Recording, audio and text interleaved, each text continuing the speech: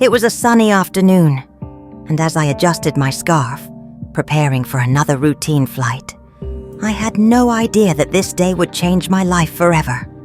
Being a flight attendant for nearly a decade, I'd seen countless faces, heard endless stories, and experienced moments that most people only dream of.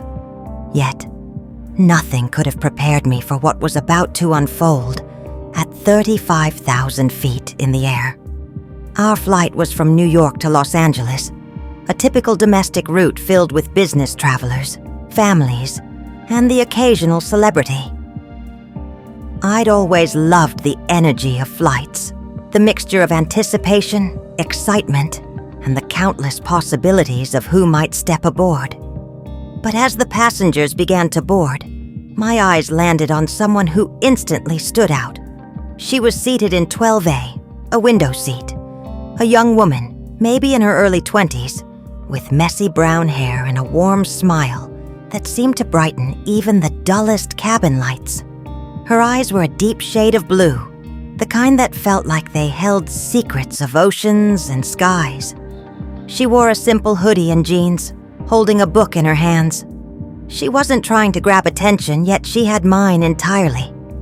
I shook my head, reminding myself to stay professional. She was just another passenger, and I had a job to do. But as I walked down the aisle, her eyes met mine, and she smiled.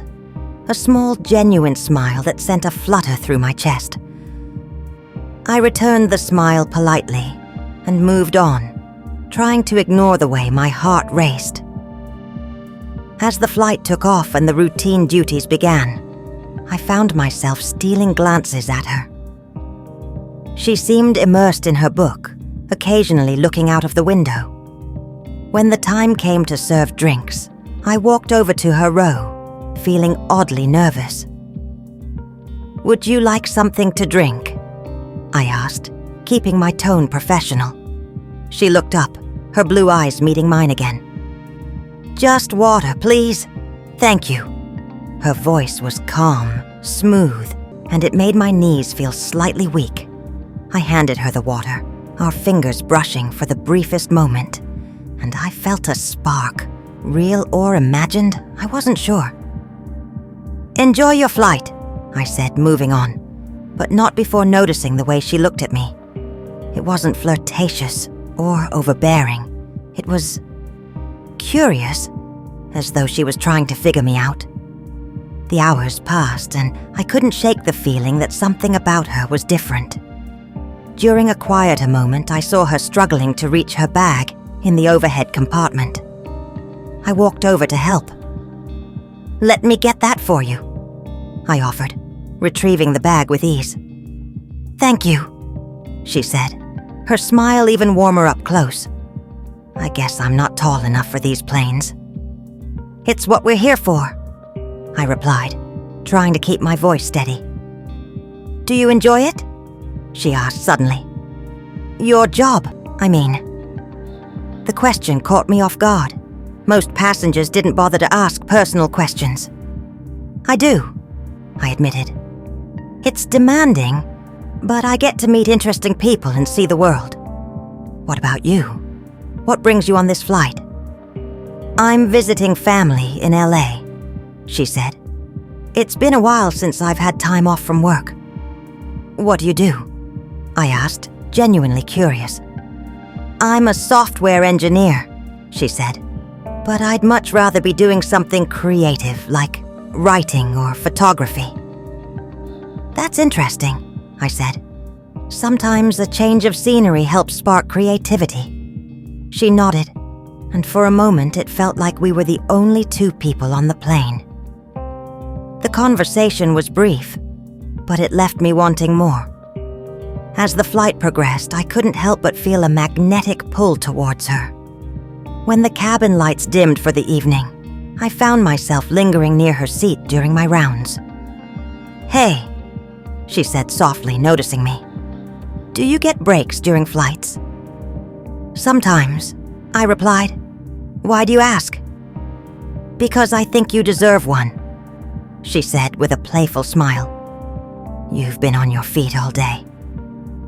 I laughed lightly, surprised by her concern. "Thank you. I'll make sure to take one soon." She hesitated for a moment before saying, "If you ever need someone to talk to during one of those breaks, I'm a pretty good listener."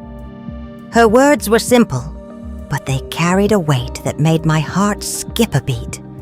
Against my better judgment, I decided to take her up on her offer.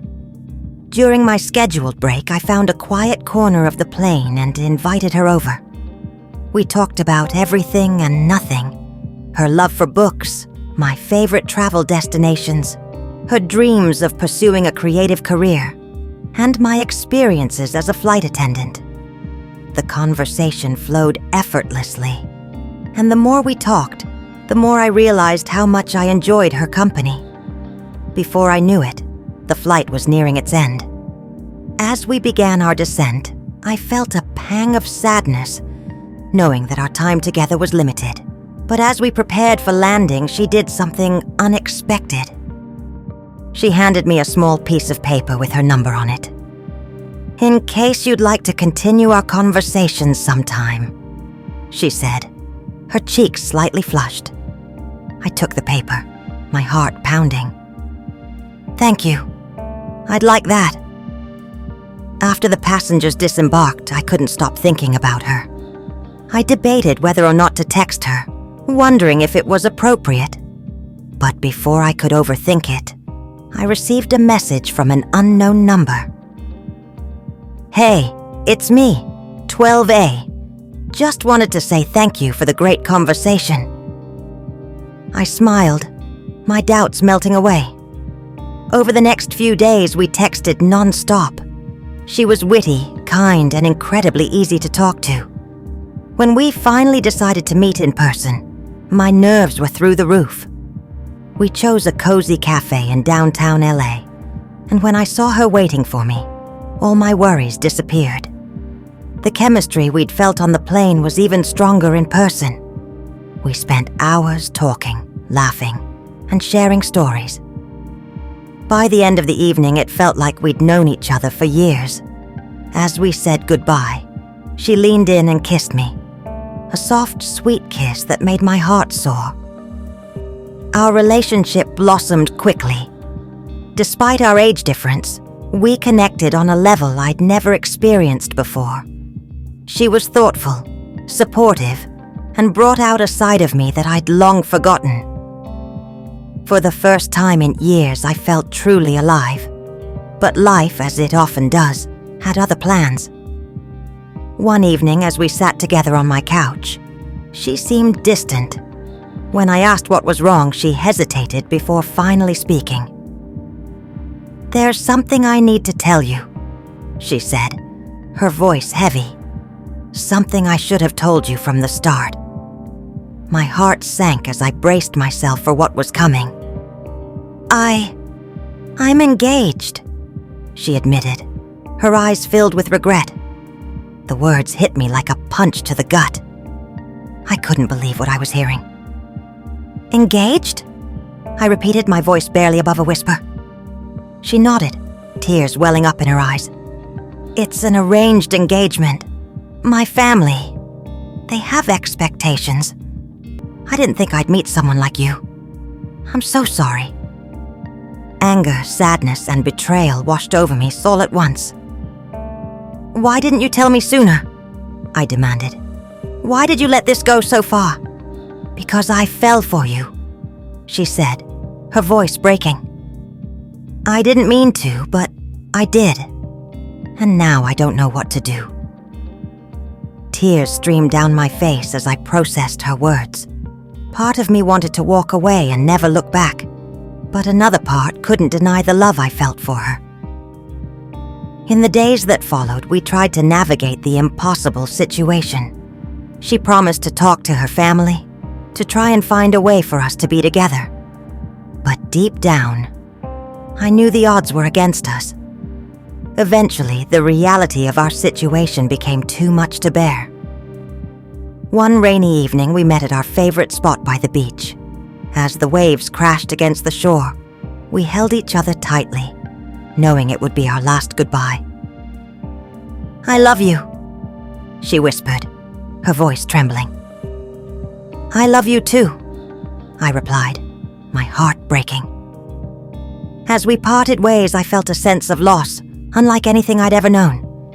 But I also felt grateful for the moments we'd shared, the love we'd found, and the memories that would stay with me forever. Life moved on, as it always does. I continued my work as a flight attendant, carrying her memory with me. And though our story didn't have the happy ending I'd hoped for, it taught me that love, no matter how brief, is always worth the risk.